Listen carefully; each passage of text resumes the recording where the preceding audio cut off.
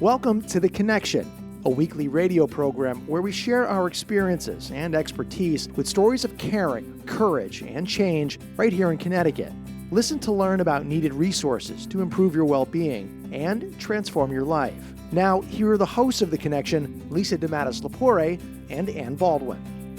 Good morning, everybody. Welcome to another edition of The Connection right here on WTIC News Talk 1080. And as you just heard, I'm Ann Baldwin, one of the hosts of this program, joined, very happy to say, by Lisa DeMatteis-Lepore, who's the president and CEO of The Connection. And Lisa, we're talking about a topic today that's right up your alley over there at The Connection, running a nonprofit as you have done so well for so many years, but it definitely has its challenges. So I'm going to give you the honor of introducing the guest today. Well, good morning and thank you. Welcome to our listeners. I'm really excited today to welcome Jean-Carl Casa, who is the CEO of the Alliance.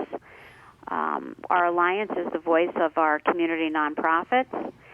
Before Jean-Carl became the president and CEO in 2016, he served for 5.5 years as Undersecretary for the Legislative Affairs at the State Office of Policy and Management. And while Jean was at OPM, he was responsible for budget-related and other legislation, managed requests for state bonding funding, and was in charge of communications for the agency. He worked closely with the governor's office in all areas. And so there's a wonderful history there with you, Jean-Carl. Welcome to the show of, your role in Connecticut, the way you've impacted Connecticut in so many ways. And I just want to publicly thank you as far as all of the work and support that you have given, not only the Connection, myself as a CEO, but also all of my peers in Connecticut that run nonprofits, for being the voice and really supporting many causes and issues that we've had to deal with in Connecticut with regard to budget and decisions and funding issues, et cetera. So I want to welcome you today. And I don't know how you get any rest, Jean-Carl. You always look great, but you're doing something right. But I want to welcome you. Thank you so much for being here. Oh, thank you for having me, and thank you for the kind words. I really appreciate it. We really try to work hard for our members because the members are so important to Connecticut and the quality of life. And, I go around and I visit nonprofits around Connecticut, or I talk to folks on the phone, and, place after place, organization after organization. I'm just so impressed with the hard work and dedication of the people who work for these places and what they do for the folks who need their services. Jean-Carl, why don't we explain to our listeners out there what is considered a nonprofit organization? We understand for-profit pretty well, but nonprofit, what does that really mean? Well, nonprofits generally provide services to the public. It really, in many ways, is a tax status that they do not earn. The revenues that they earn don't go toward profit. They don't go toward shareholders, for instance, or the owners. People are paid a salary or a wage who work for nonprofits, but if there is, say, extra money beyond the costs in a certain year, those are put back into the services that are to be provided. So nonprofits really, started a while back. I mean, that nonprofit status. And so with a nonprofit organization, there's a lot of reliance, true or false, on other revenue streams. For example, government support, legislative support. So can you explain how important that is to all the nonprofits in our state? Yeah, absolutely. Certainly, when you talk about folks in the nonprofit community who provide health and human services, they are extraordinarily dependent on state contracts to provide those services. And in fact, nonprofits in Connecticut are essentially an arm of the state in providing services to folks.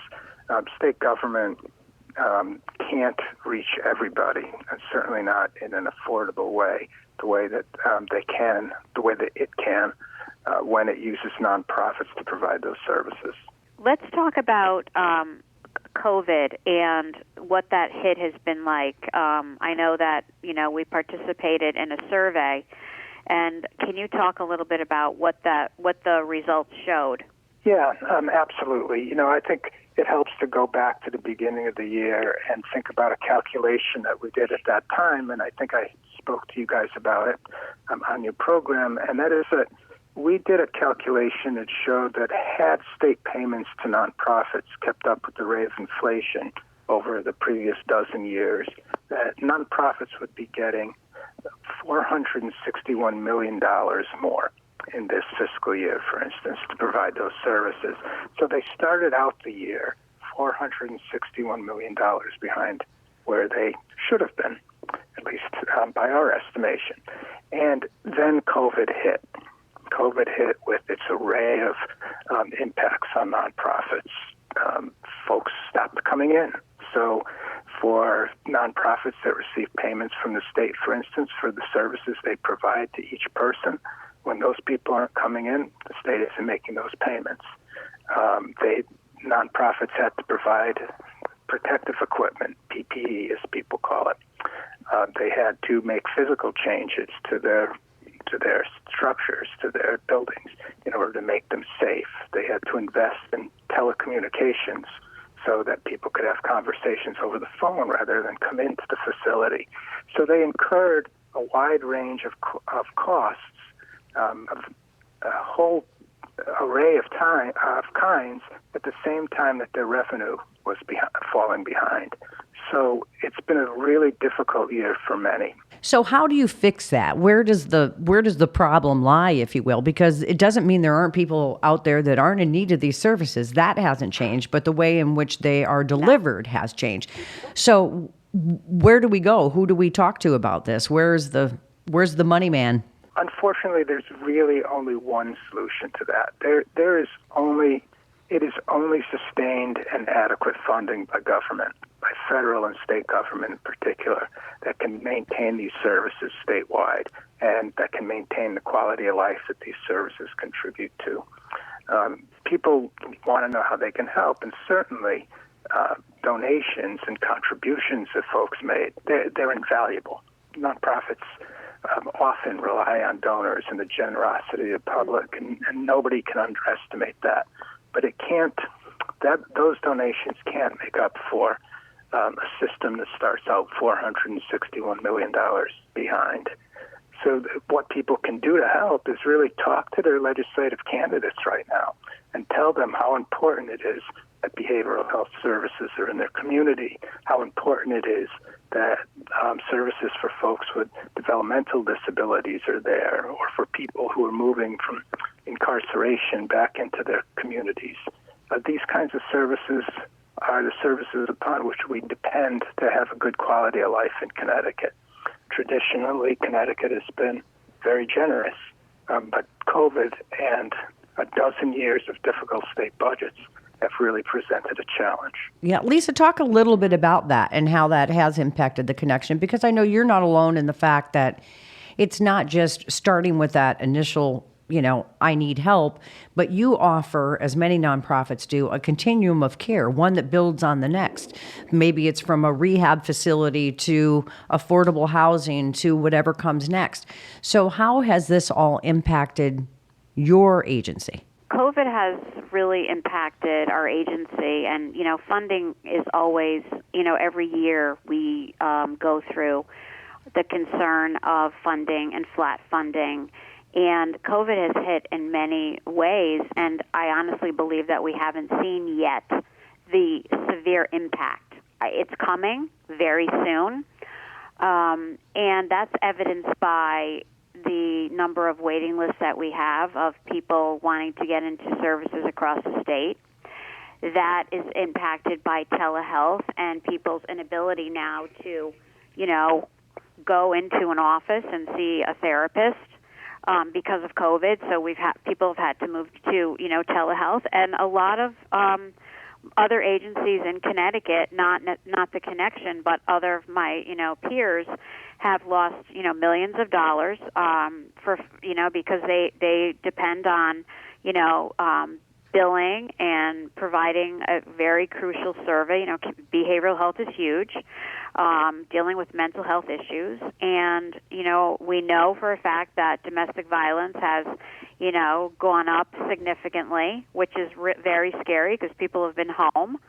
And then, you're talking about the stressors related to people who have to homeschool their children, loss of jobs, loss of housing.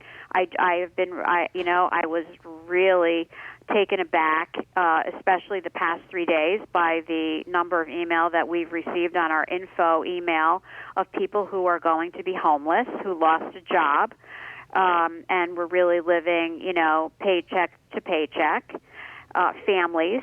So that's very concerning. And the services are across the state are needed.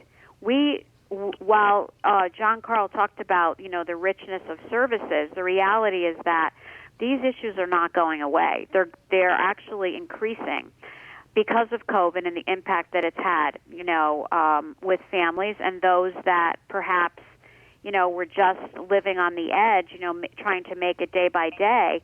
The impact we know it's been a huge impact for families that have had to figure out childcare with children being home and homeschooling and trying to work and maintaining your, health insurance. So overall, it's this juggling act and concern about the need for, we are a business. I think, John Carl, you've spoken about this many times at the conferences that I've attended and other forums that we've talked about, is we are not just a bunch of social workers here, begging for dollars, and we're going to figure it out and someone's going to write us a check tomorrow for $1 million. That's not happening. Fundraisers, we haven't been able to even to really have fundraisers like we typically have. We don't make a lot of money from them. However, we're grateful for them. But, a virtual fundraiser is very different than someone coming to a venue and, participating.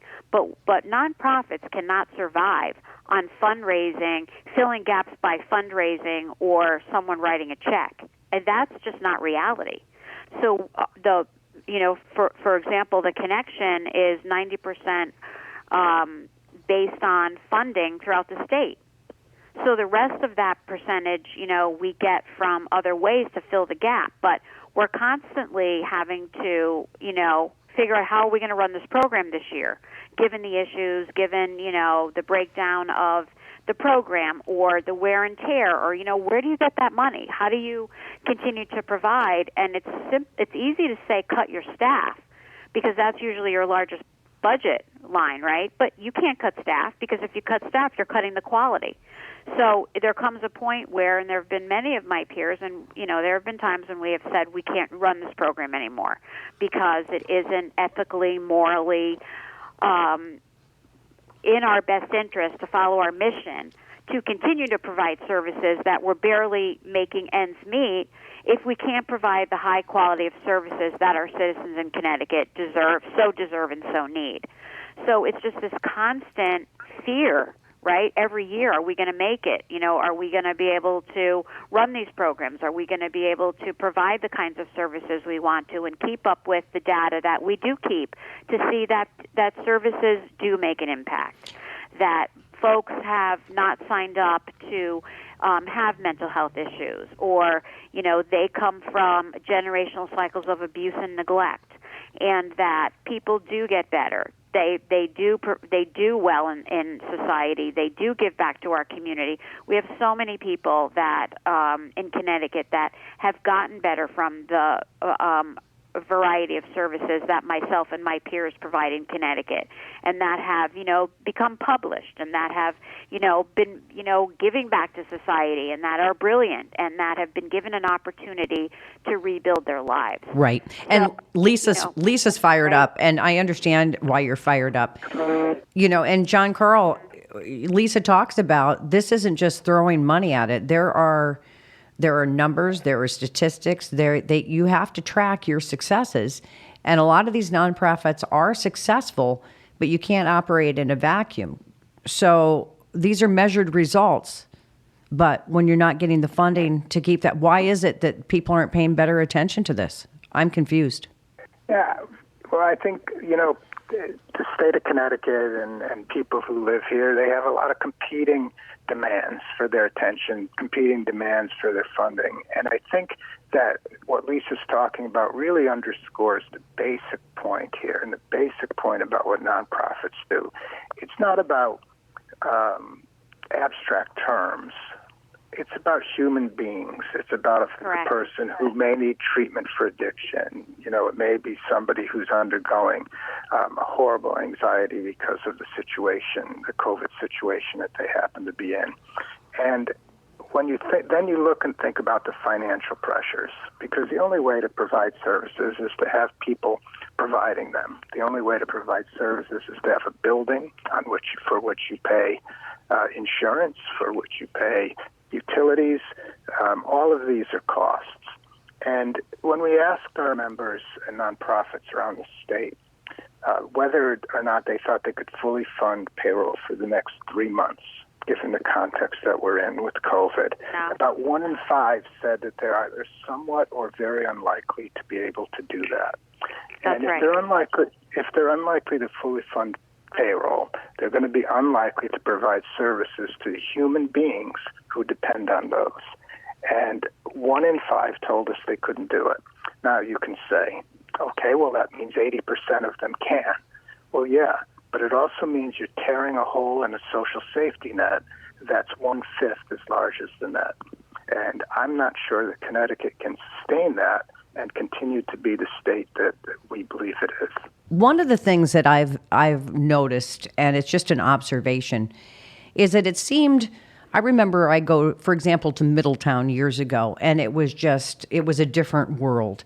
And I'd see people that were needy on the streets. I'd see people that, just were in unfortunate situations all over the place, not just in Middletown, but across the state.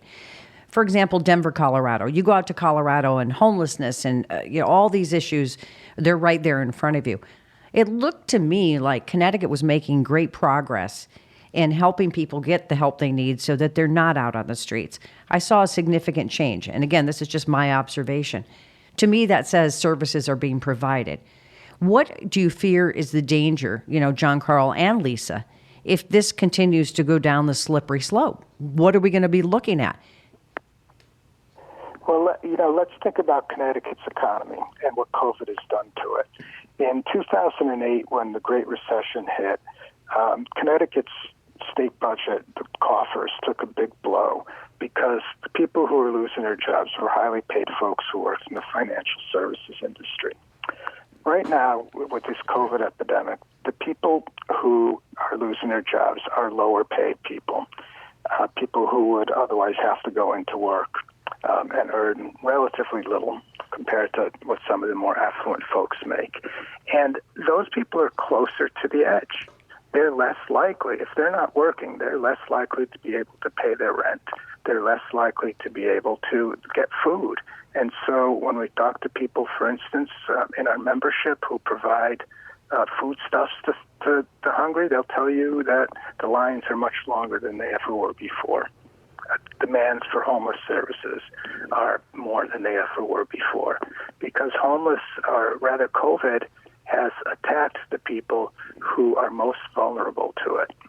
And that's harmed Connecticut's economy. And again, it means that the people who have been working very hard in order to stay afloat are finding it all that much more difficult to do so in 2020. We continue to be called upon to help strengthen communities, promote civil society, and meet new human service needs, right? And we can't continue to do that if we don't have support and funding. It's not possible. We're here to serve the public, right? And people, like you said, and families, and make those impacts across the state. And it's really difficult to be able to meet that important mission that we all have if we continue to go down this road that we're going down. And people got to understand too, it's not just the individual who needs the services that are impact. We talked about this better society, but look at all the family and friends and people that are around these individuals that it impacts as well. So you're not only caring for the individual, but you're helping the families. You're helping. It's like when you throw a rock in a pond, right? The waves kind of ripple out. And that's what this does. So it's just very frustrating. And you said, John Carl, there's a lot of people that are, asking for money. Very competitive process up there. It's kind of like who you know and how strong your lobbyist is and all these other factors where you've got to go in and fight for your rights. But if people actually heard from the people who've been helped, heard the stories of successes that Lisa and I talk about so many times on this show, from the mother who lost her 5 children due to addiction, who then got into rehab, who then got into supportive housing, who then got her permanent home and is employed and got her 5 kids back. Lisa, you know who I'm talking about. And there's a million stories like that. So for these folks not to be able to get the services, it's already just, to me, a dire situation with COVID and everything else. But the responsibility still comes on all of us and our awareness of really taking into consideration that this isn't just for somebody that we don't know. This is to the benefit, really, of everybody. And if you want to live in a nice state, you've got to have these support services around you, or it's going to get ugly. Yeah, I think that's absolutely right. Again, it comes down to the quality of life in the state of Connecticut. We wouldn't, people get concerned about the impact of COVID costs on, say, hospitals, and they should be. And people get concerned about the COVID costs and their impacts on nursing homes, and they should be. Those are serious issues. But they have to also understand that nonprofits that provide the kinds of services that the Connection does and that other nonprofits do are also on the front lines of the COVID battle and also contribute to the quality of life in our state. And we just want to continue to underscore the importance of the jobs that they do, of the people that they employ, and the people that come to them for services. Absolutely. Well, John Carl Casa, President and CEO of the Alliance, I mean, Lisa, it's got to be somewhat comforting at least to know that you've got there's power in numbers, right? That you've got somebody out there that's, you're fighting together, and it's unfortunate that you got to fight for some of this stuff, but I guess that's what you got to do in a lot of things in life these days. We want to thank you for being on the program. Lisa, I know you got fired up, and hopefully this resonated with maybe somebody's listening that's a decision maker, because, this is important stuff that we're talking about. Yes, and thank you again, John Carl, for your support of the work that we do in Connecticut and your very important role at the Alliance, and really proud to work with you and appreciate your voice because it's so important. And so we're going to continue to balance our financial sustainability with our organizational mission. It's a core challenge for all of us, but we're going to continue to move forward with your support. So I thank you again for being on our show today. Oh, thank you so much for having me. And we also want to remind our listeners out there, if you want to know more about the programs that the Connection offers, you can go to the website at theconnectioninc.org. That's theconnectioninc.org. Well, this was a fiery topic, and we want to thank all of you for listening to this edition of The Connection right here on WTIC News Talk 1080.